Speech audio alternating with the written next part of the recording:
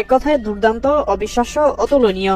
অঝরে কাঁদল চিটাগং কিংসের ভক্ত সমর্থক এবং খেলোয়াড়রা। শ্বাসরুদ্ধকর ফাইনাল ম্যাচে চিটাগং কিংসকে শেষ মুহূর্তে 3 উইকেটে হারিয়ে টানা দ্বিতীয়বারের মতো বিপিএল এর শিরোপা জয়লাভ করল তামিম ইকবালের ফরচুন বরিশাল।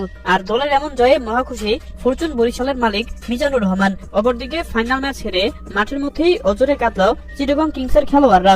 দর্শক, আজ বিপিএল এর ফাইনাল ম্যাচে টসে হেরে শুরুতে ব্যাটিং করতে নামে চিটাগং কিংস। এদিন নির্ধারিত 20 ওভার শেষ করে 3 উইকেট হারিয়ে 194 রানের বিশাল সংগ্রহ পায় চিটাগং কিংস। দলের হয়ে সর্বোচ্চ 49 বলে 78 রান করে পারভেজ হোসেন ইমন। আর 195 রানের লক্ষ্য তাড়া করতে নেমে শুরুতে দুর্দান্ত ব্যাটিং করে ফরচুন বরিশালের ওপেনিং ব্যাটসম্যান তামিম ইকবাল।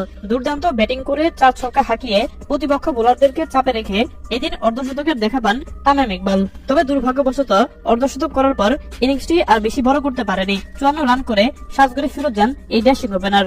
এদিন মিডল অর্ডারে ডেভিড মালান, মুশফিকুর রহিম, মাহমুদুল্লাহ রিয়াদ, মোহাম্মদ নবীরা নিজেদেরকে মেলে ধরতে পারেনি। এক পর্যায়ে মনে হচ্ছিল ফরচুন বরিশাল চিটাগং কিংসের কাছে হেরে যাবে।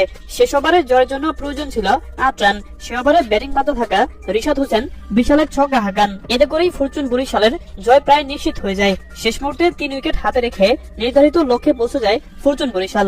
এতে করে টানা দ্বিতীয়বারের মতো বিপিএল এর শিরোপা অর্জন করল এই দলটি।